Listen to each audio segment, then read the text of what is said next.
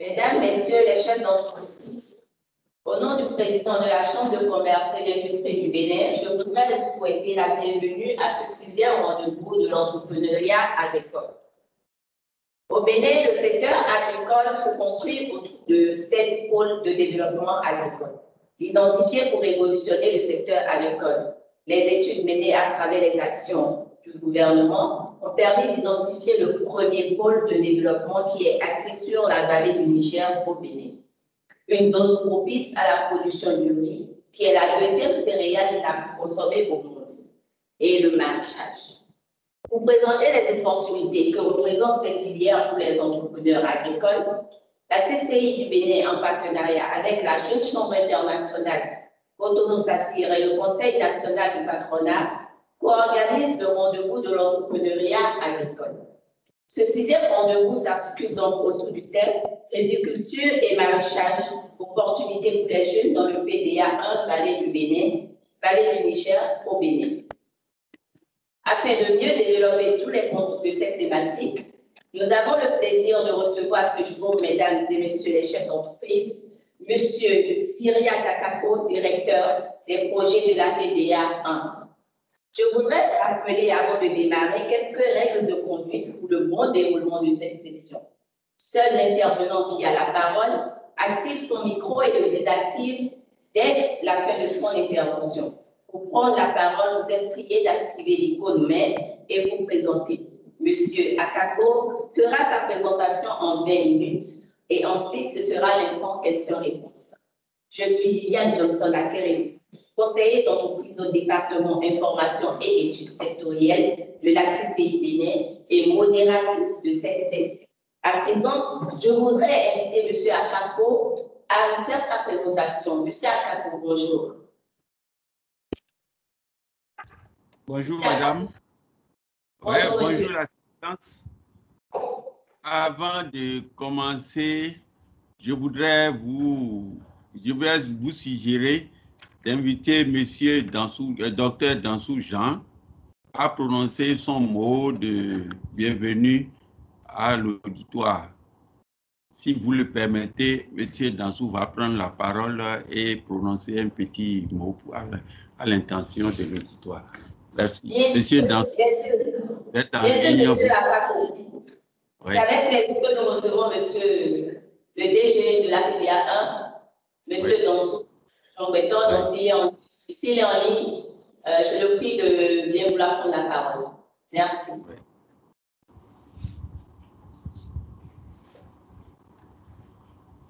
Merci, l'assistance. Vous m'entendez? Oui, activez la vidéo. Ok, je vous remercie pour nous donner aujourd'hui l'opportunité de faire connaître notre ATDA. Je vais parler de l'Agence territoriale de développement agricole Vallée du Niger. Et je vais vous accompagner pendant toute cette séance-là et je répondrai si c'était nécessaire à certaines questions si elles me sont adressées. Mais j'invite tout le monde à suivre avec attention ce qui sera dit. Le thème est bien accrocheur et je crois que ça intéressera la plupart de ceux qui seront en ligne. Je vous remercie très sincèrement et bonne suite à vous. Merci beaucoup, monsieur Dansou Jean Béton. À présent, monsieur Akako, vous pouvez prendre la parole pour nous faire votre présentation. Merci. Merci.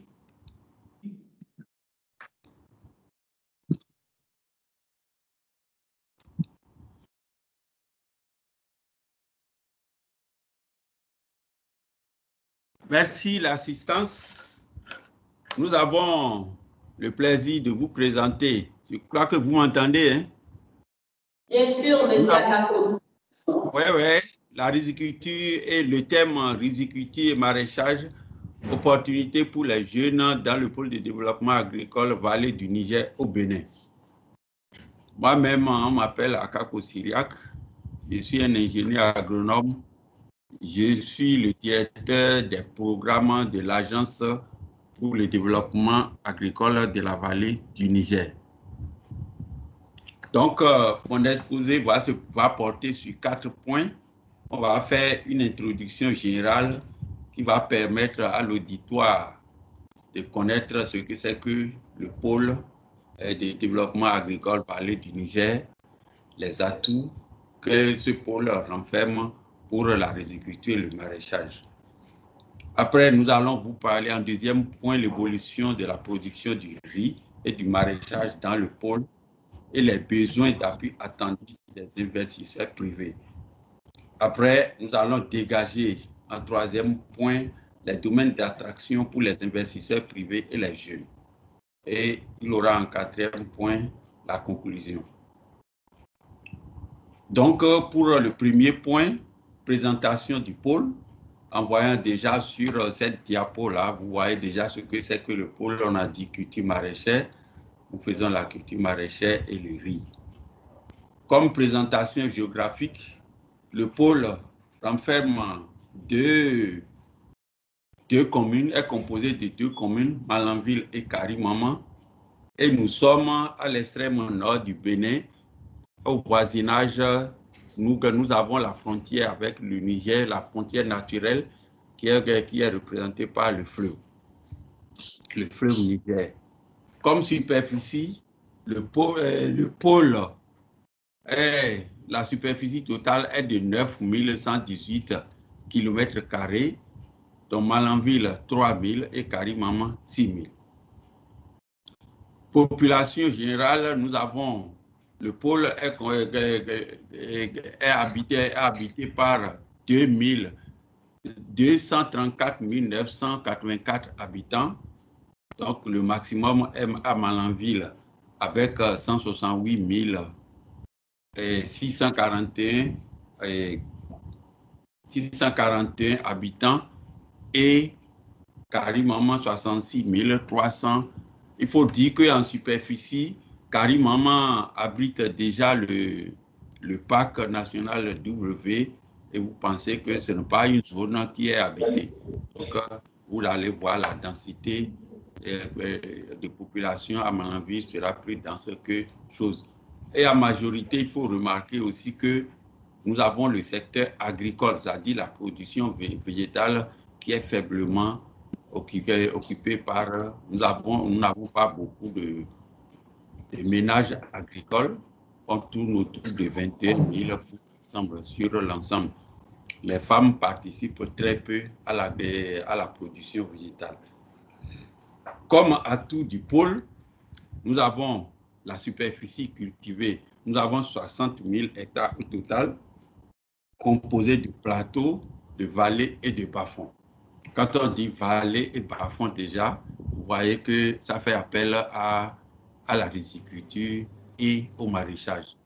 La précipitation moyenne annuelle est de 885 mm, mais les 885 mm sont concentrés dans l'intervalle de 4 mois au plus.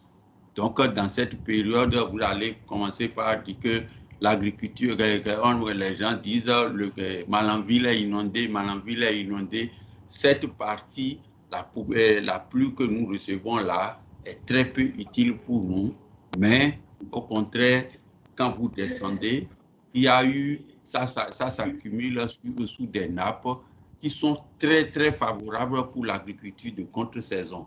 Quand vous venez ici, nous sommes dans la verdure totale au moment où on parle de sécheresse maintenant. C'est la grande période de l'agriculture à cause de cette nappe phréatique qui est à fleur même du sol. À 4 mètres de profondeur, déjà, vous avez de l'eau qui jaillit. Nous avons des sols aussi qui sont très favorables et nous avons 21 521 ménages agricoles pour les 2 communes. Nous avons aussi le plus grand marché de produits au niveau du Bénin qui est abrité par le Niger, le Nigeria, et les gens du Burkina Faso qui fréquentent ce marché-là. Il y a même On rencontre même des Sénégalais, des véhicules du Sénégal et de Mauritanie qui viennent ici pour chercher du piment. Au niveau de la place de l'agriculture, ici, l'agriculture occupe environ 75%. Si on prend l'ensemble avec l'élevage, l'agriculture au sens large, on a 75% et constitue la principale source de revenus pour les producteurs. Généralement, les deux communes sont classées parmi les communes les plus pauvres du Bénin, mais en réalité, c'est que le potentiel n'est pas encore exploité. Il existe des atouts qui sont en abondance qu'on peut exploiter pour transformer véritablement l'économie des choses. Quand vous regardez cette diapo-là, voilà la complexité du système économique du milieu. Vous avez l'élevage qui est en relation avec tous les autres systèmes économiques. C'est avec l'élevage, par exemple, que nous avons de l'argent pour abriter les autres. Vous avez l'élevage est utilisé pour les animaux sont utilisés pour le labour, la traction animale. Vous avez le coton qui fournit des capitaux pour vraiment enrichir l'ensemble, pour financer l'ensemble du système. Vous avez là la production du riz qui influe sur le marché, donne à manger. Vous avez la paille du riz là, c'est la paille du riz qui nourrit les animaux. Et vous avez ce riz là aussi qui alimente une petite industrie dans la localité. Vous avez par exemple le petit élevage qui est très développé, qui accompagne tous les systèmes. Pendant l'agriculture, pendant la période des cultures, par exemple, ce sont ces petits animaux-là que les gens vendent pour acheter de l'essence, pour acheter même les vélos, réparer les vélos et alimenter tout le système. Donc, vous avez un système agricole très, très complexe qui vient, si on vous dit par exemple que le riz, vous avez le riz là, la riziculture qui est grandement utilisée, tous les systèmes que vous avez interviennent là. C'est le coton pour s'équiper, les animaux pour labourer, et le maïs pour manger pendant, et ainsi de suite. Donc, on a un complexe. Les gens sont ici, ils peuvent s'autosuffire si tous les systèmes sont vraiment développés. Donc, globalement, au niveau de l'agriculture, quels sont les produits, les principales cultures? Nous avons comme céréales, on a le riz en tête, le maïs, le sorgho et le mil. Comme culture maraîchère, nous avons la tomate, le piment, l'oignon et le gombo. Et comme culture de rente, on a le coton et l'arachide. Tout ceci en dehors du coton et l'arachide, les deux cultures, les deux céréales, les deux cultures, c'est-à-dire le riz, le maïs, le sorgho et autres, se cultivent en contre-saison. Vous voyez qu'en contre-saison, là, ça veut dire que si vous faites par exemple la tomate ici, on fait la tomate au moment où le produit est le plus cher sur le marché. Actuellement, vous allez à Cotonou, le kilo de tomate est au-delà de 1000 francs. C'est ici c'est maintenant qu'on produit ça. Vous avez le piment frais actuellement, ça se récolte, l'oignon ou le gombo par exemple, vous avez l'oignon, tout ça là qui se récolte. Aujourd'hui, lorsque nous parlons de l'ATDA, sur le plan national, c'est l'ATDA, Vallée du Niger, qui coordonne la promotion du riz et des cultures maraîchères pour tout le Bénin. À ce titre, par exemple, lorsque nous venons au niveau de la vallée du Niger, l'ATDA avec ses acteurs, nous avons élaboré un plan de développement agricole de la vallée du Niger qui a pour vision la mise en valeur des potentiels agricoles du territoire qui favorise le développement d'un secteur agricole dynamique, compétitif et attractif, créateur de richesses et d'emplois. Avec ceci, si on regarde cette vision-là, il y a tout, que ce soit les jeunes et autres, vous avez les entrepreneurs, tout ce que vous avez, le potentiel de 30 000 hectares que nous avons là, tout le monde peut trouver ça par dedans. Vous avez, on produit pour la transformation celui qui veut faire de l'agriculture, tout est dedans, même le machinisme agricole. Avec ce projet, nous avons quand même un document qu'on a appelé PDAP, où tout ceci est bien tracé, qui peut faire quoi. Tout est bien défini au niveau de ce pôle. Lorsque vous prenez le PDAP Vallée du Niger, ça dit ce plan, nous avons 5 axes. Le premier axe, c'est l'amélioration de la productivité et la production des produits végétaux, animaux et halieutiques des filières agricoles prioritaires. Avec ce premier axe-là, ça, c'est tout ce qu'on doit apporter comme nouvelles technologies pour accroître la production.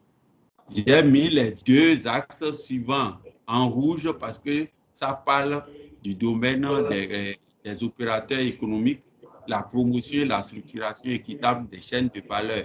On ne peut pas parler de la production lorsque vous prenez notre plan. On ne peut pas accroître en même temps la production et ne pas parler de la transformation. Donc, nous avons dit dans le document que, quelles que soient les circonstances, si on prend le cas du riz, par exemple, lorsque nous produisons 100 kg de riz, on doit pouvoir sur place installer des usines qui nous aident à transformer 50%, 50 tonnes.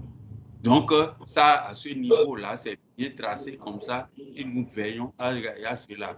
Lorsque nous prenons, par exemple, l'agriculture, on ne peut pas quitter ici et dire que nous produisions du riz et aller acheter, par exemple, les semences du Burkina Faso.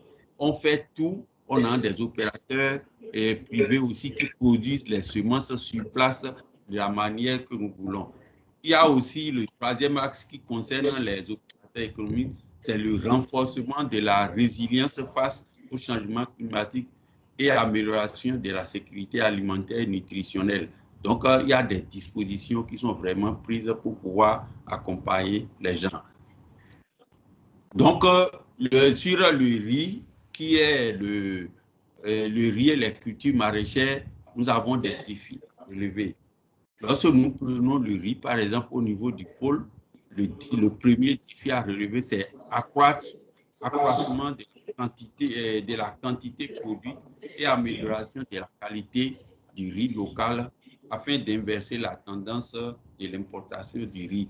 Sur le plan national, par exemple, le pôle 1, avec sa petite étendue avec 2 communes-là, nous produisons environ 30 et 35, entre 30 et 35% de la production nationale.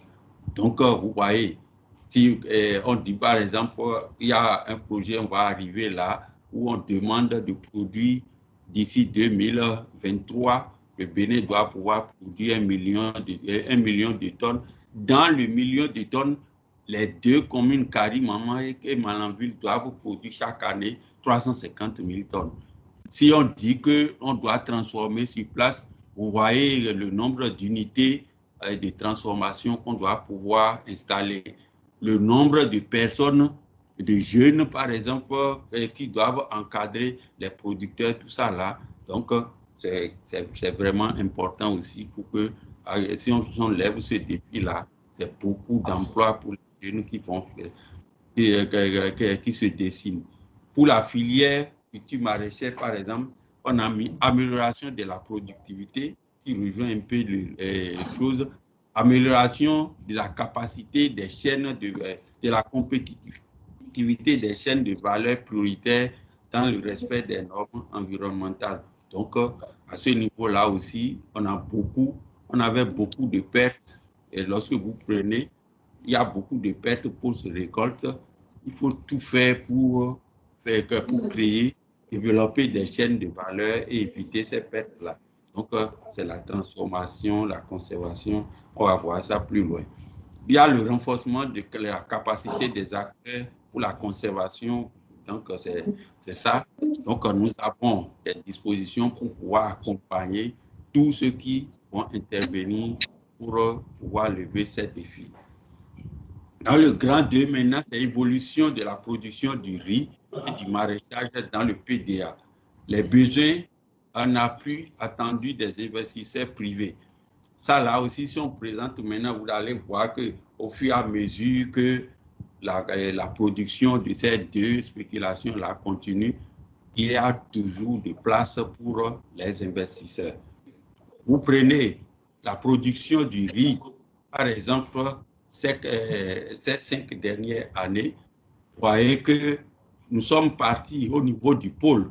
J'ai pris pour les autres pôles aussi, pour que ceux qui me suivent puissent voir le poids que le pôle 1 représente pour la production du riz. Nous sommes partis pour le pôle 1, par exemple, en 2016, nous étions à 120 000 tonnes. Aujourd'hui, nous sommes à 178, environ à 179 000 tonnes. Ça fait 33% de la production nationale.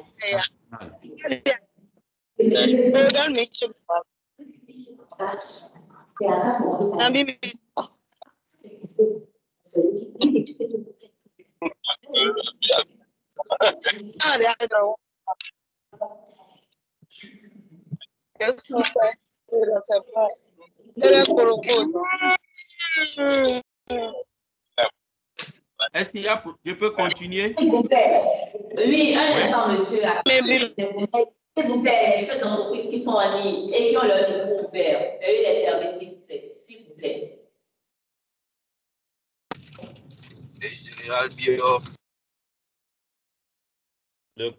Celui qui coordonne a la possibilité de couper tous les micros en un instant. Monsieur Aka, vous pouvez continuer.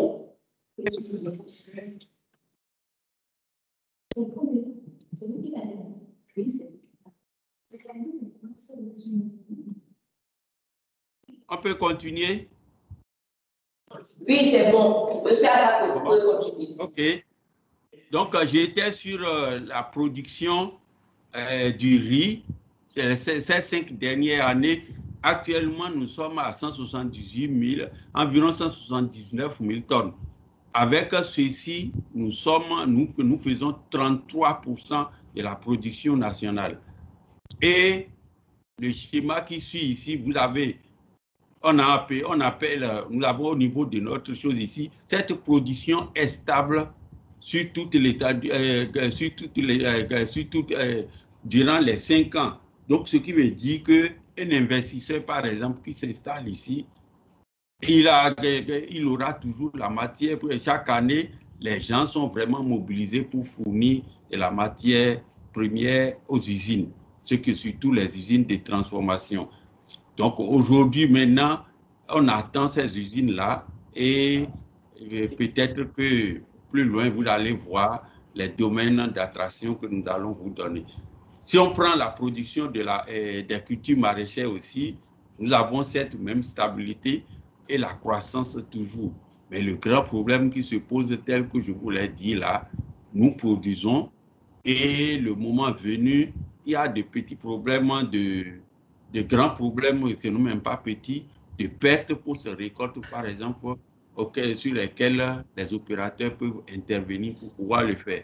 Si on prend par exemple le cas de l'oignon, par exemple, tout d'abord, je viens sur même la fourniture des engrais spécifiques. Si je prends le cas par exemple de l'oignon, pour l'année, on avait besoin, l'année dernière, on avait besoin de 719 000 tonnes. Pour le NPK, c'est 31 tonnes seulement qu'on a eu spécifiques. Or, toutes les cultures sont fumées ici. Si on a 31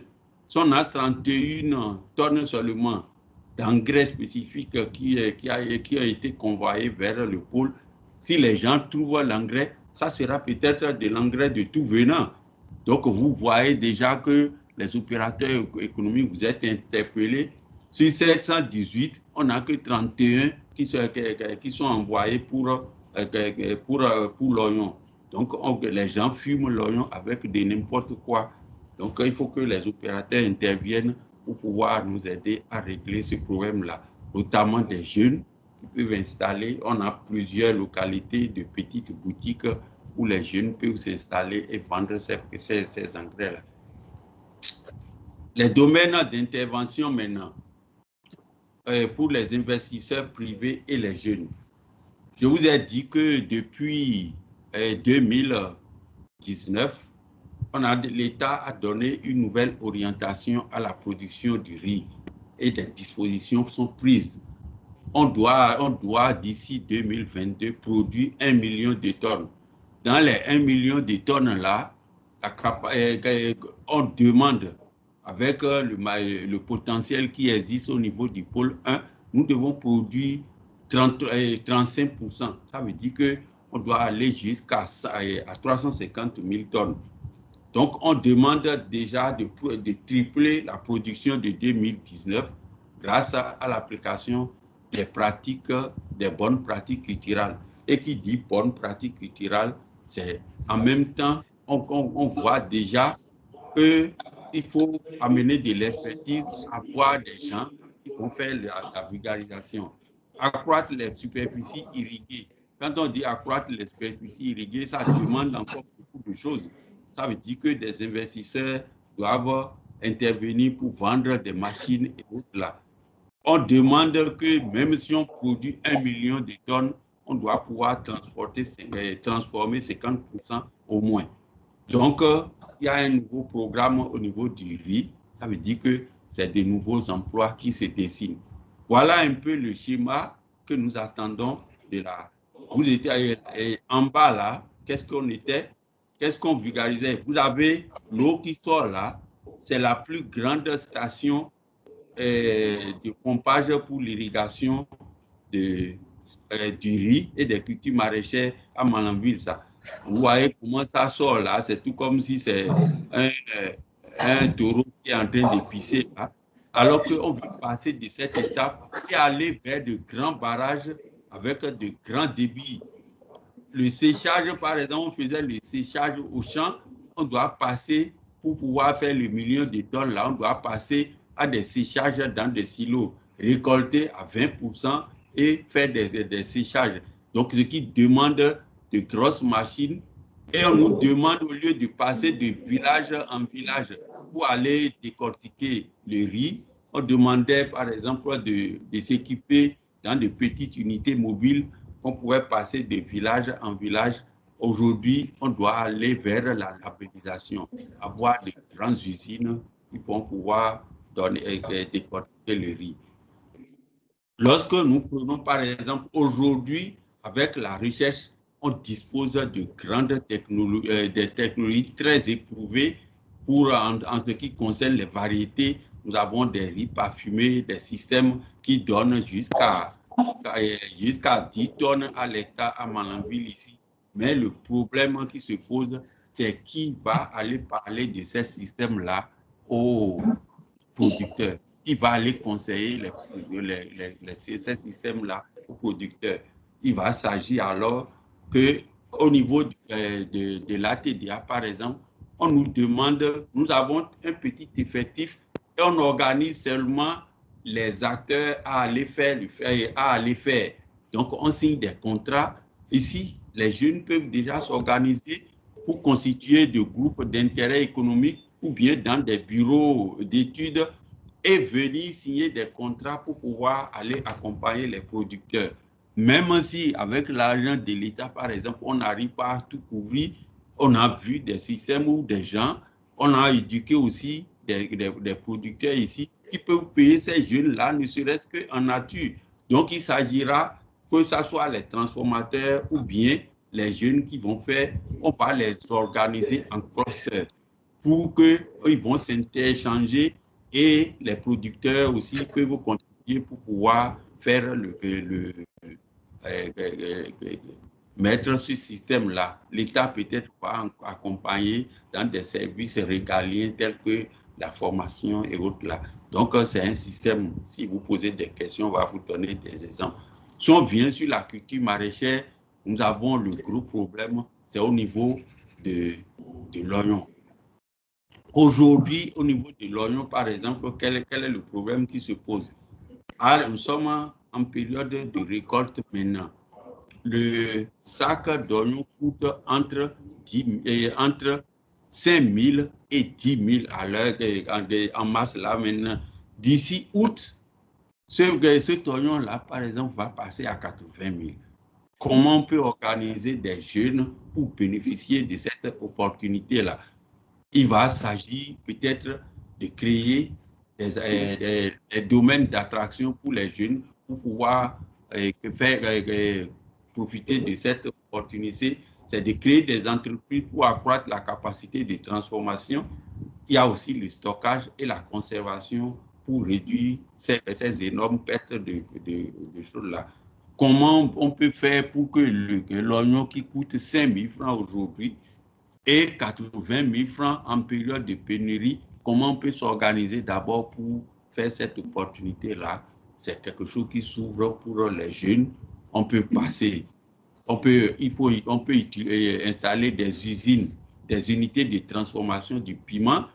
J'ai vu, je vous ai dit que des véhicules, des camions quittent le Sénégal pour venir acheter du piment séché ici.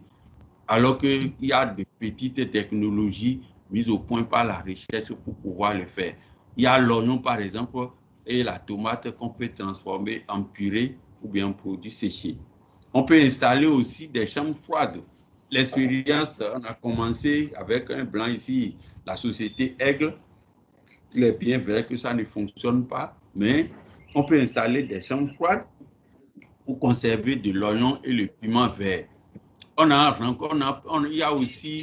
y a la possibilité aussi d'avoir des camions, de créer de petites unités, entreprises équipées de camions frigorifiques qui vont ramasser du piment vert ici et amener vers les marchés de Cotonou. Je vous ai dit que le kilo d'oignon ou bien de piment coûte très cher aujourd'hui. Il faut le faire. Il y a la création des services de fourniture d'intrants spécifiques. Il y a le conseil agricole. Pour le conseil agricole, des jeunes peuvent s'organiser et appuyer les producteurs qui sont aussi prêts à par en nature ces différentes jeunes-là. Il y a la création d'entreprises de prestation de services.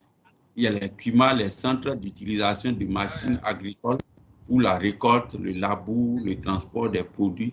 Tout ça là aussi, ils sont autant d'opportunités. Voilà un peu ce qui est dit. Si vous avez à l'issue des questions, mes collègues aussi sont en ligne pour pouvoir compléter ceci. Donc, comme conclusion à mon exposé, on peut dire que les acteurs du PDA Vallée du Niger sont bien engagés pour l'amélioration continue de la production des cultures maraîchères de contre-saison, bien que ce soit du riz, pour saisir l'opportunité du marché. Nous sommes en période sèche maintenant où personne ne peut faire de l'agriculture au sud. C'est en ce moment que nous on est dans la grande saison. Nous avons actuellement du riz, du maïs, tout est au frais. Pour ce qui concerne le riz, nous avons au niveau national, on a l'objectif de 1 million de tonnes, dont 35% à produit par le PDA Vallée du Niger d'ici 2024. À ce titre-là, pour atteindre cet objectif, le PDA Vallée du Niger a besoin de l'accompagnement des investisseurs pour accroître la capacité de transformation et de l'implication des jeunes diplômés dans le processus du conseil agricole. Ça, c'est très important. Pour atteindre ces objectifs-là, il y a des facilités qui sont offertes aujourd'hui à tous les jeunes qui désirent de s'installer dans le PDA pour intervenir dans la filière riz et maraîchage, des opportunités surtout de formation.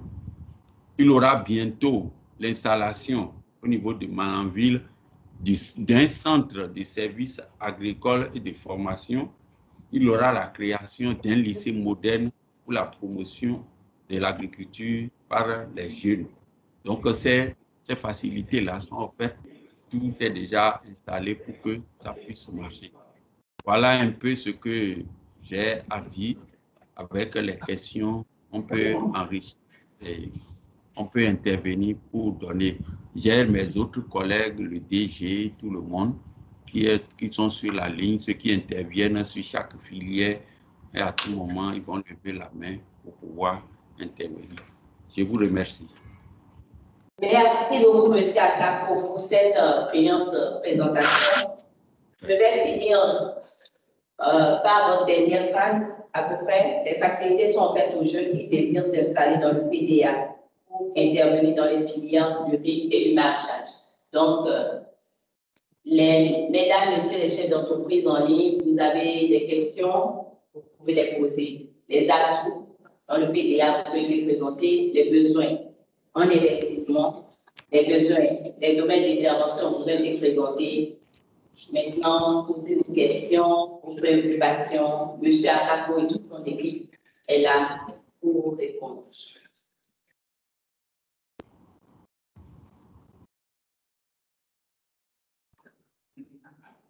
Première intervenante.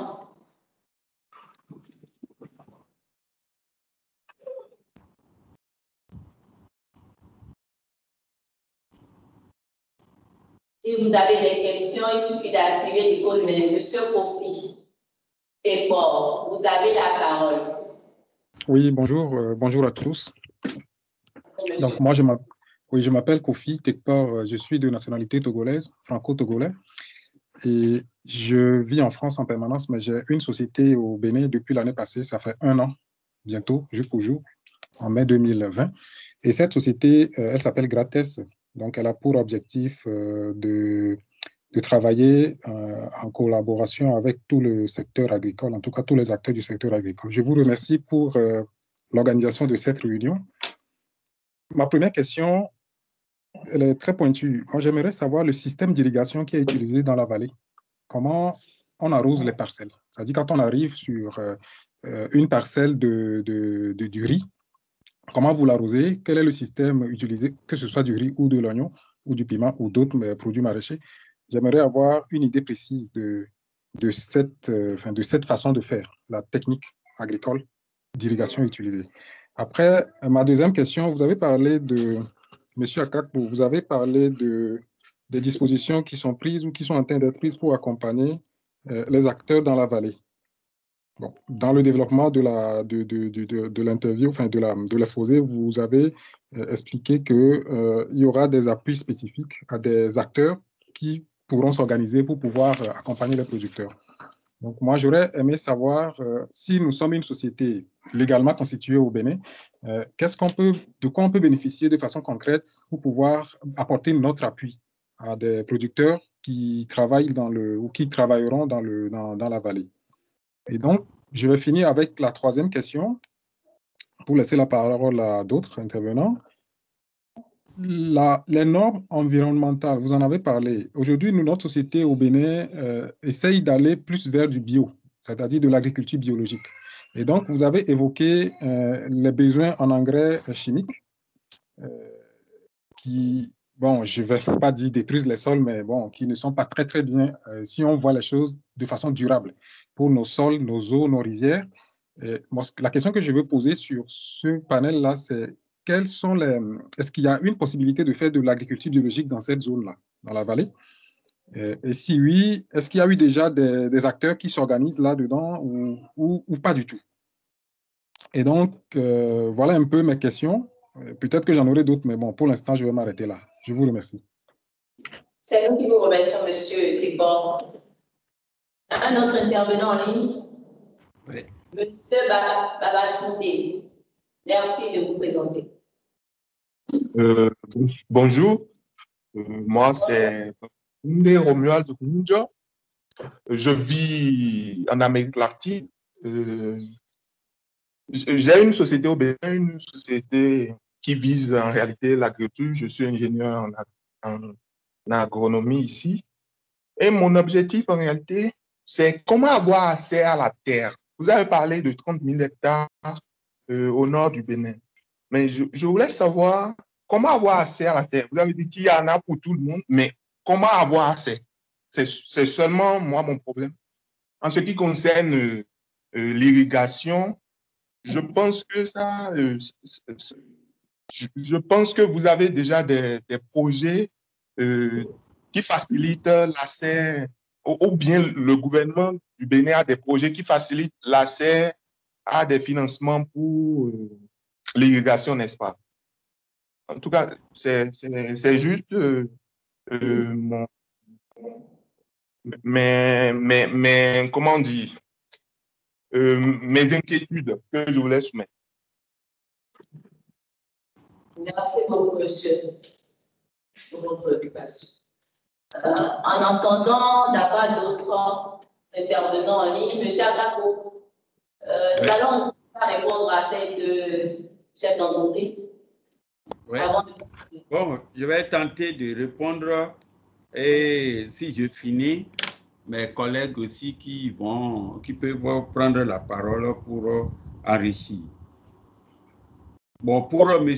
Kofi, il a posé une question sur l'irrigation.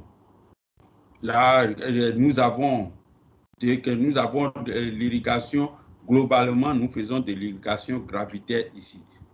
Nous avons 2 grands périmètres aménagés par l'État et on fait le pompage de l'eau au niveau du fleuve Niger et on fait l'irrigation gravitaire. En dehors de ça, le même système est exploité au niveau des petits producteurs, au niveau de chaque village. Je vous ai parlé de la nappe d'eau qui est presque à fleur du sol. À 4 mètres de profondeur, déjà, vous avez de l'eau.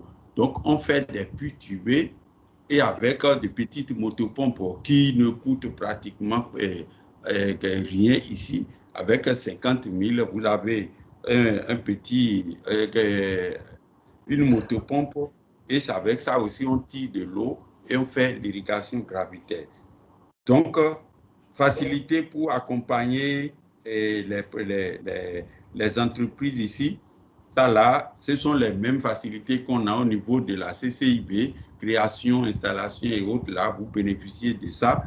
Lorsque vous arrivez ici, il y a des conditions, par exemple, ce qu'on doit octroyer. Nous, par exemple, on dit de subventionner, si je prends le cas des semences, l'État est prêt à subventionner, par exemple, les semences à 50% pour les producteurs. Si vous êtes une entreprise qui veut faire le riz, vous êtes dans ce cadre-là aussi, on vous recense, vous bénéficiez de ça. Mais c'est des petites subventions. Le reste pour les gros, les prêts et autres là, on vous aide aussi à constituer votre dossier que vous pouvez aller. C'est nous qui envoyons les dossiers vers FNDA, par exemple, les dossiers de prêts et autres là. Il y a cette facilité-là aussi qui existe. Pour les normes de l'environnement, agriculture biologique et autres, ce que vous venez de dire, on ne peut pas faire de l'agriculture biologique sans connaître le marché. Donc, ceux qui sont prêts pour pouvoir le faire, nous les accueillons, mais ils ont leur marché. Ce qui est sûr, les produits bio coûtent plus cher que l'ordinaire et on ne peut pas faire l'agriculture bio pour nourrir la grande masse que nous avons. La première condition que nous respectons ici, si on doit utiliser l'engrais, il faut l'utiliser selon les normes recommandées par la recherche. Il y a des fiches techniques, on fait les formations et c'est ça que je vous ai montré ici. J'ai dit que la recherche a mis au point des techniques de production. Et il faut aller vulgariser. Il nous faut des jeunes, on va leur enseigner ces techniques-là. Ils iront vers les gens. Mais on ne peut pas se lever seulement et dire qu'on veut faire de l'agriculture bio. On respecte d'abord ce qui est défini, ce qui est déjà arrêté par la recherche de non dangereux pour la population. Donc, nous diffusons cela pour accroître les rendements. Et je vous ai dit qu'on va même jusqu'à 10 tonnes. Et M. Babatunde, pour lui, comment avoir accès à la terre, ça aussi c'est un grand point d'interrogation. Si vous venez dans le milieu, il y a les possibilités d'achat, il y a des possibilités de location et c'est lorsque vous êtes installé, si l'État, par exemple, a une agence d'irrigation, d'aménagement et d'irrigation, si une société s'installe ici et vous êtes dans un village, vous bénéficiez des mêmes avantages comme les petits producteurs. Mais on ne va pas vous mettre seulement pour dire on vient vous aménager, on remet, mais plus tard aussi, on aura quand même, il y a de grandes sociétés qui vont s'installer aujourd'hui. Vous pouvez faire des accords de relation avec ces sociétés-là pour pouvoir avoir de ces facilités. Voilà, si c'est pour le financement, nous vous mettons en contact avec le FNDA. Et les premiers sont en train de bénéficier des crédits sur l'accompagnement des FNDA dans la localité déjà et pour installer de petites unités de transformation. Je ne sais pas si mon DG a des questions, des réponses à ce niveau, vous pouvez intervenir. Sinon, on continue. Sinon, nous avons 3 intervenants en ligne qui souhaiteraient également poser leurs préoccupations. Il y a M. Doro Timi, mais je vois qu'il vient de baisser la main. M. Doro Timi, si vous êtes en ligne, vous pouvez prendre la parole. Présentez-vous, s'il vous plaît. OK, merci beaucoup. Merci, M. Akapo, pour la brillante présentation. C'est un plaisir de faire partie de cette séance. J'espère que je me fais entendre. Bien sûr, monsieur, nous vous recevons 7 sur 7. Super. Je me nomme Duro Timi Sinembu, je suis de nationalité béninoise. Je suis basé au Sénégal depuis 2008. Je suis venu me spécialiser dans le domaine de l'informatique au départ et j'ai eu l'opportunité de faire également de la gestion. Disons que j'œuvre dans spécifiquement aujourd'hui l'accompagnement des entreprises, leur modernisation et en amont, je fais également de la formation au niveau universitaire. Alors, je me suis lancé depuis 5 ans dans un projet de développement agricole en fonction de mon parcours. Et mes 3 préoccupations vont aller dans ce sens. Alors, l'idée pour moi, c'est déjà comment en fait aujourd'hui, si je veux apporter de mon expérience et de mon expertise en matière de conseil, d'accord, au domaine et également aussi relativement en fait au centre de formation qui est en train d'être pourvu. Comment est-ce que je pourrais le faire? Ça, c'est ma toute première préoccupation. La deuxième, c'est celle-ci. J'ai vu le manque, ou du moins le manquement en termes d'engrais besoin actuellement. Et ma préoccupation est celle-ci. Est-ce que vous serez intéressé par de l'engrais a priori organique qui serait produit en local sur la base de récupération de déchets organiques d'animaux, par exemple? Troisième et dernier point, c'est relativement en fait à la commercialisation, d'une part, parce que j'ai lancé un projet en mars dernier qui visait à faire de la production de façon continue de certains produits, et ce qui est en cours, on a des difficultés commerciales. Des difficultés du point de vue des partenaires qui doivent intervenir au niveau commercial. Est-ce que déjà l'État, par rapport en fait aux quantités, aux capacités exigées, prévoit des moyens d'organiser l'activité commerciale de façon générale pour faciliter en fait la commercialisation déjà dans un premier temps et ensuite les aspects relatifs en fait à la transformation? Je pense que je vais m'arrêter sur ces points-là en attendant. Merci bien. Merci beaucoup, monsieur Doro. Nous allons à présent donner la parole à madame Salamat, qui est même dans la salle avec nous ici. Donc, madame Salamat, vous pourrez bien poser votre question. Oui, on attend la bouche.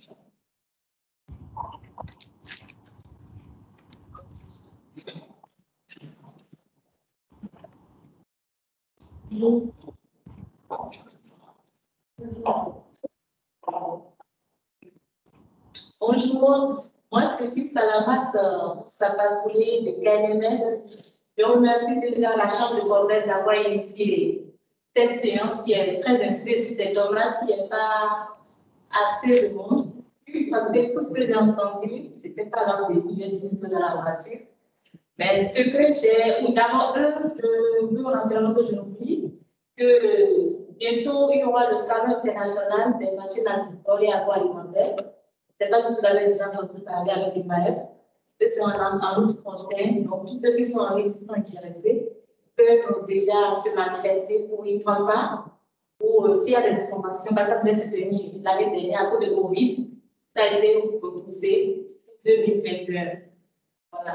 Donc, ma question est, vous avez dit tantôt que l'Union est à 5 000 actuellement et que bientôt, ça sera à 80 000 et qu'il y a bien d'autres problèmes aussi, qu'il aurait fallu qu'il y ait des jeunes pour aider. Alors, qu'est-ce que vous faites pour que ces jeunes soient informés de toutes ces potentialités, de toutes ces opportunités? Parce que des gens sont en quête de travail, sont en quête d'opportunités et d'argent forcément.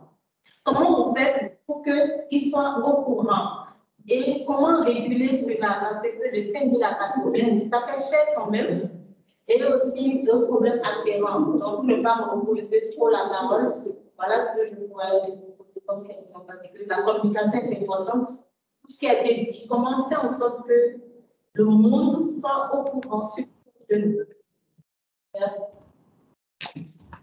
Je vous remercie, Madame Salamat. J'espère que M. Akapo a pu noter les préoccupations de Madame. Et nous allons prendre M. Nyombi Adrien pour finir les questions. M. Nyombi Adrien, vous avez la parole.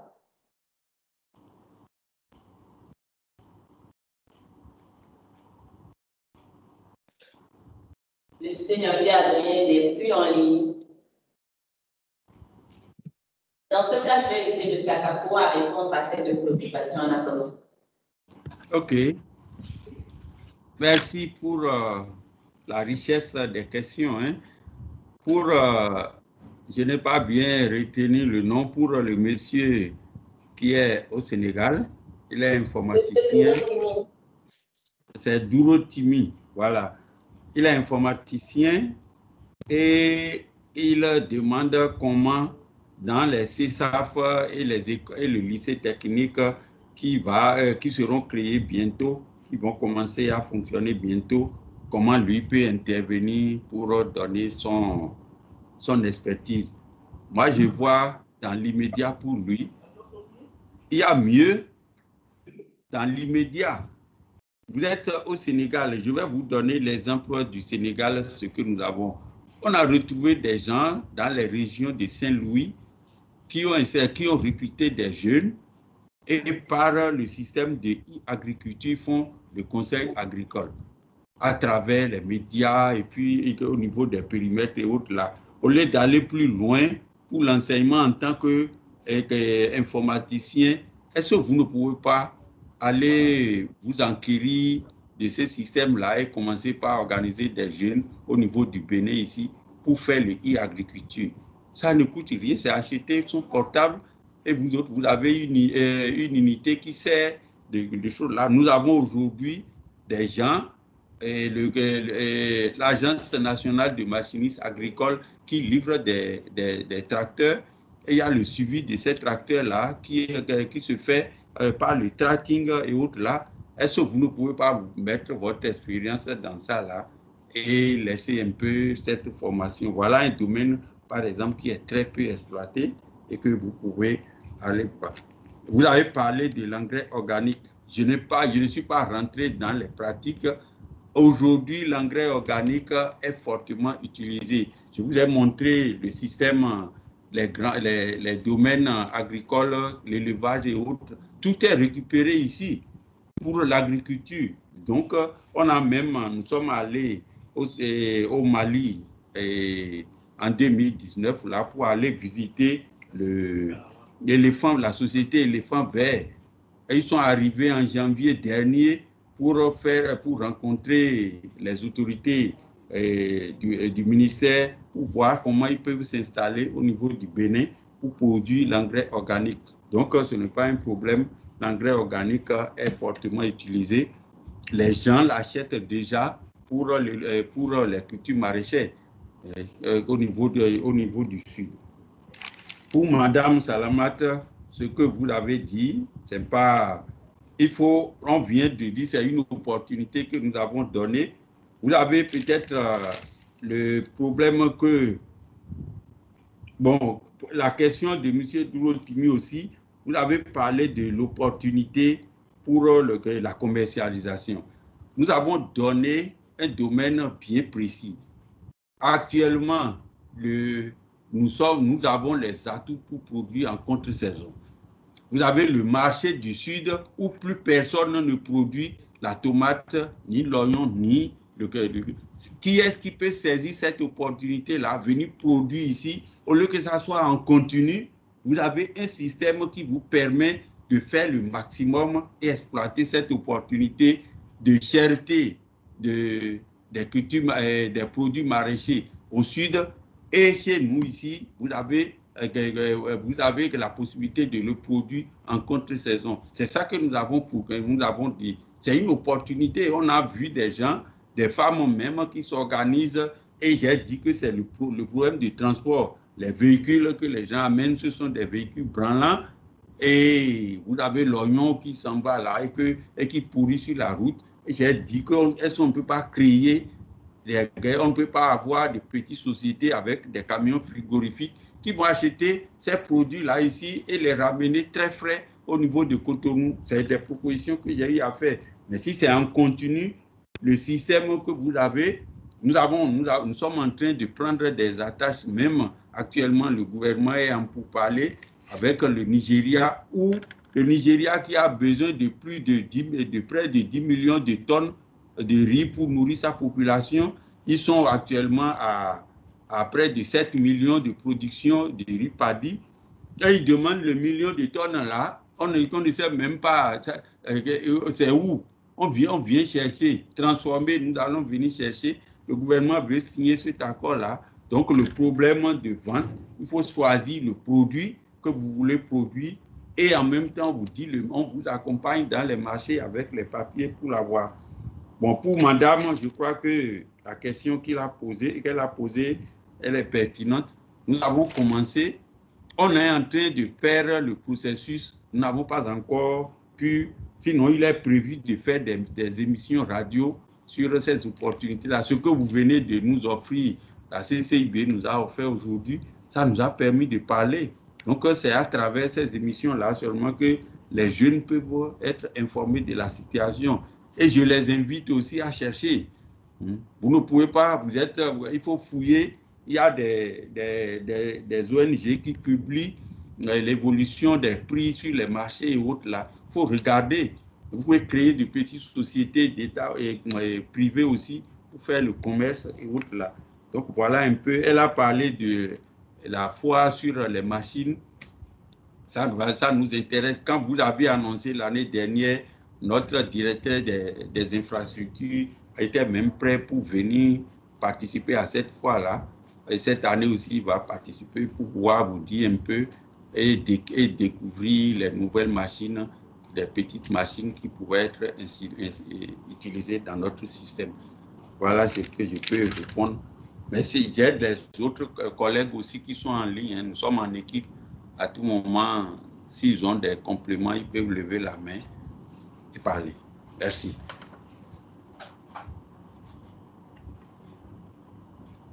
Voilà. Merci beaucoup, M. Akako. Nous allons donner la parole à M. Nyambi Adrien, qui nous a rejoint. M. Nyambi, vous êtes en ligne?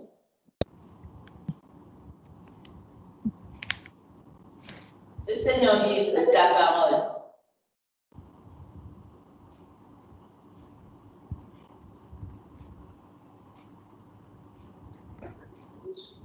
Monsieur Nyambi, vous pouvez activer votre micro, s'il vous plaît, et vous présenter.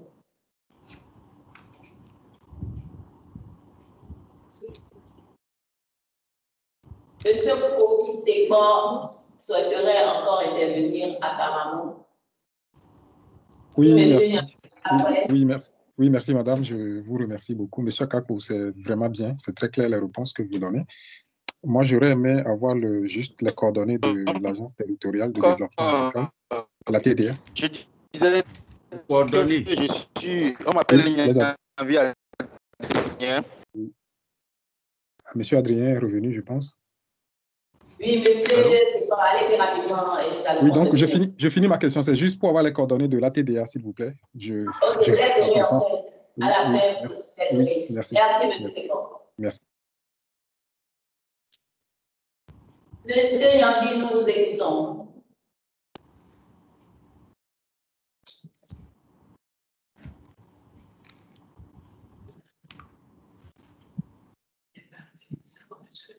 Apparemment, monsieur a bien un souci de connexion.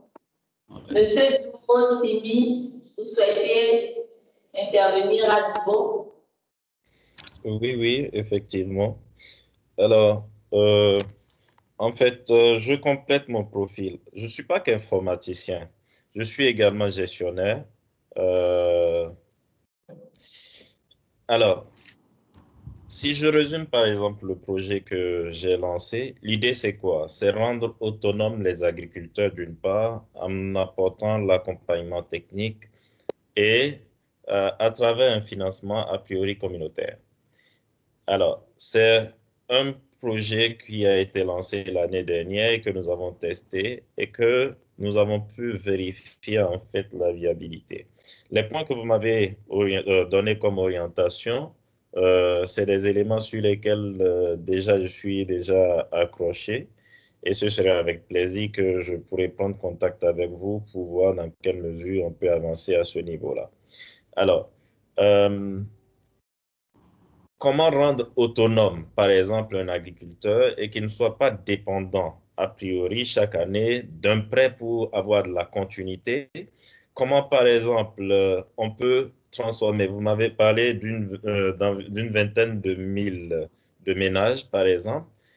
Ce groupe de ménages qui font de l'activité agricole, par exemple, peuvent être un parterre également de personnes qui peuvent constituer une organisation, une société, par exemple, qui achètent un véhicule chaque année et qui les aide en fait à faire cet acheminement, par exemple. En fait, disons que je suis vraiment dans l'accompagnement stratégique des entreprises dans le processus de développement. Je le fais ici pour des entreprises agroalimentaires, mais également aussi dans la zone de Podor, un peu devant Saint-Louis, dont vous étiez en train de parler également. Donc, c'est spécifiquement comment, en fait, ce que j'ai déjà comme expérience, comme atout, par quel canal je suis en mesure de vous aider, en fait, à mener un plus, à apporter davantage, c'est ce dont je suis en train de parler. Et je voudrais faire un apport par rapport à la question de Salamata. En fait, je vais dire une chose, je ne pense pas que ce soit la communication qui manque. La communication, elle est existante, mais c'est l'intérêt des jeunes pour des activités dans le domaine, dans ce sens, qui est un problème. Et également, il y a la question d'honnêteté, de professionnalisme de ceux avec lesquels on est tenu de travailler ou de collaborer. Parce que plein de personnes dans la diaspora voudraient bien s'investir, accompagner des activités, mais en termes de retour, de répondants, c'est les principaux soucis que les gens ont en réalité. Donc, et c'est ceux sur lesquels je suis en train de travailler. Et s'il y a vraiment des structures ou des points sur lesquels on peut s'appuyer, ce serait vraiment les bienvenus. Merci. Oui. On va finir avec cette série de questions. Oui. Bon, merci beaucoup. Je crois que si je prends M. Kofi, il n'y a pas de problème. Vous prenez mon numéro de téléphone et vous m'envoyez un WhatsApp et je vais vous fournir les informations. Je suis au 95 40 38 54. Vous envoyez un message WhatsApp et on va vous fournir les coordonnées de l'ATDA. Bon, pour vous pouvez nous répéter le numéro, s'il vous plaît. Vous pouvez répéter. Oui, reprenez, s'il vous plaît.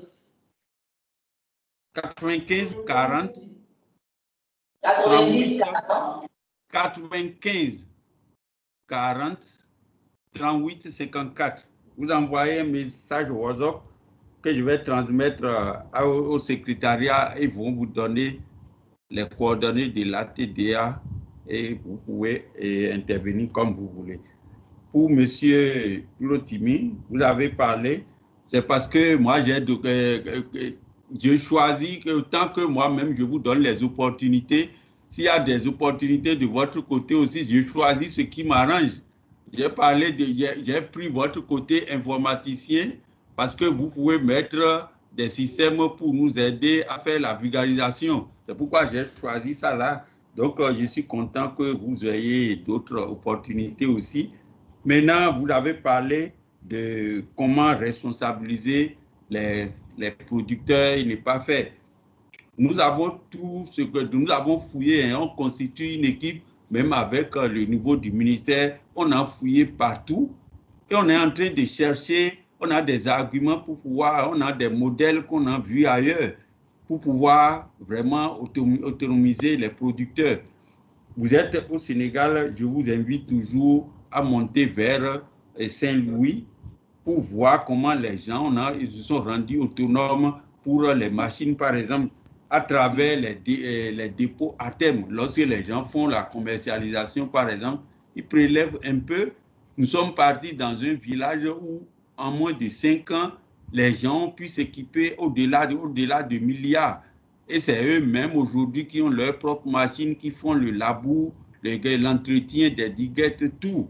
Et c'est avec ces choses-là et des ONG, Syngenta par exemple a vu que ce sont des gens qui peuvent vraiment être autonomes et Syngenta est en train de les aider à être plus autonomes. Donc il y a des exemples.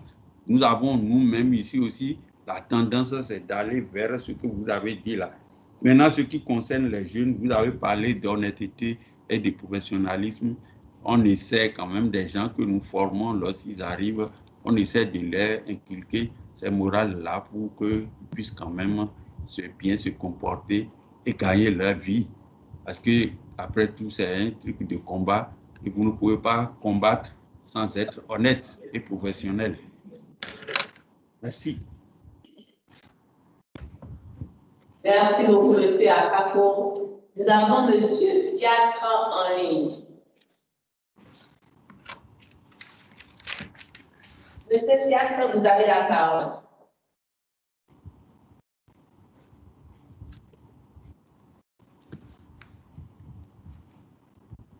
Déconnecté, apparemment. Monsieur Babatunde est revenu. Monsieur Babatunde, vous avez la parole. Bon, moi, j'ai 2 petites questions complémentaires. Vous savez, quand vous parlez de la vallée du Niger, moi, je pense déjà un peu à l'insécurité. Donc, je voulais savoir comment est-ce qu'il y a des mesures pour la protection des investissements? Et aussi, est-ce qu'il y a une main-d'œuvre locale qualifiée? Et aussi, quand je parlais de l'accès à la terre, je ne parlais pas de petite production. Par exemple, là où moi je vis, il y a plein de... Au moins, une ferme commence par au moins 200 hectares et plus. Donc, je voudrais savoir quelles sont les mesures d'accompagnement qu'il y a pour les grands producteurs. Voilà, ça, et comment avoir accès aux terres nationales. Voilà.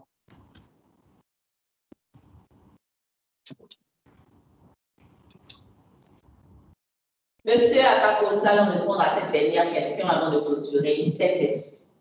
Merci. Bon, le monsieur Babatunde est rentré dans un domaine insécurité au niveau de la région. Il est bien vrai qu'il faut prévoir au cas où ça va arriver. Nous ne sommes pas encore atteints. On est encore très stable ici. Il n'y a pas d'insécurité, protection des investissements, tout ça là. On est soumis à tous les tests qui sont envoyés vers la CCIB et qui sont au niveau du ministère pour protéger les investissements. Donc, il n'y a pas encore de problème à ce niveau. Il y a tous les tests qui doivent vous protéger sont là. Main-d'œuvre qualifiée, il s'agit de quelle main-d'œuvre? Si c'est un chauffeur que vous voulez, vous allez trouver sur place. Si c'est un mécanicien, ça sera par rapport à quelle chose là. Mais quand il y a des domaines, si vous venez, ce n'est pas difficile d'amener quelqu'un peut-être même de Côte d'Ivoire pour venir ici lorsque c'est un domaine où vous ne pouvez pas trouver. Mais si c'est la main-d'œuvre locale pour les travaux, les récoltes et autres là, ça existe. L'accompagnement des entrepreneurs, nous n'avons pas, nous ne sommes pas l'État nous-mêmes, mais on a mis tout ce qui est tous les systèmes qui existent pour accompagner les entrepreneurs. On nous l'a dit. Si c'est pour le financement, vous voulez acheter 200 hectares par exemple, comme vous venez de le dire, vous venez au niveau de la mairie, on va vous mettre en contact avec les entrepreneurs, avec les propriétaires terrains qui peuvent vendre, les gens vendent. Vous allez acheter. Maintenant, si vous avez besoin de l'argent pour pouvoir l'acheter, vous montez un dossier et on vous met en contact avec FNDA pour faire des prêts. Donc, c'est ce système-là que nous, c'est ce système d'accompagnement. Lorsque c'est FNDA qui dépose votre dossier, vous avez des avantages de garantie, de ceci, cela, qui peuvent vite passer. Maintenant, le problème qui se pose, c'est ce que M. Douro-Timi a dit. On a rencontré des gens qui ne sont pas honnêtes. Comment vous allez installer votre dossier et automatiquement on va voir que vous êtes honnête? Ça là, c'est de la manière dont vous intervenez. Il comprend bien la question lorsqu'il a fait, j'ai souligné ce mot, honnête et puis professionnalisme.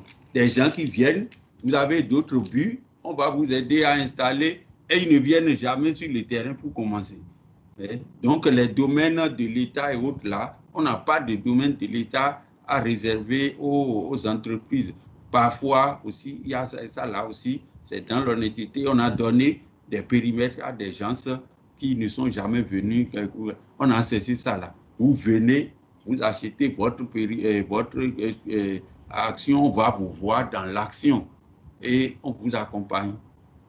Voilà un peu ce que je veux donner à ce niveau.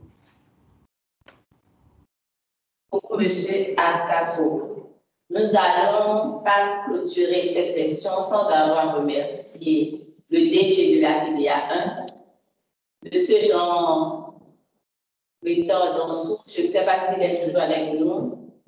Je ne sais pas s'il a un mot. Je suis bien en ligne. D'accord. Est-ce que vous avez quelque chose à ajouter avant la clôture de cette session?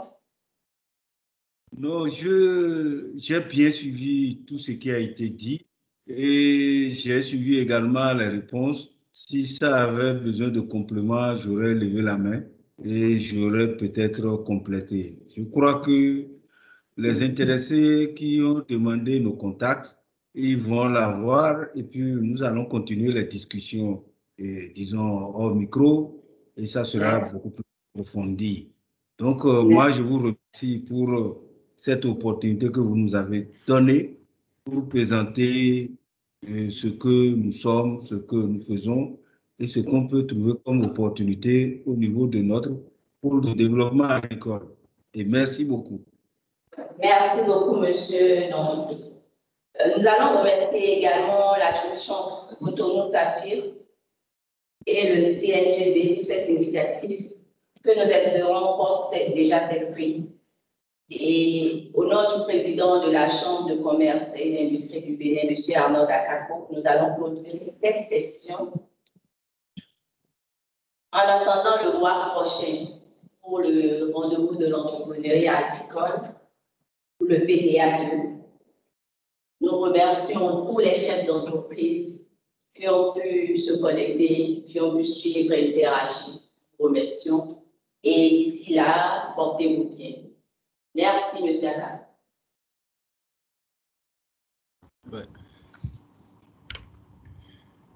Est-ce qu'on pourrait avoir le contact aussi de la Chambre de commerce? Bien sûr, vous l'aurez dans le chat. D'accord. J'ai pas accès au chat, en fait. Ah, d'accord. Merci beaucoup. Hein. Alors, monsieur, vous restez en ligne pour que je vous donne le numéro, le 21, le 229, plus 229, 21, 31, 20, 81. Vous pouvez également nous écrire à info@cb.bj.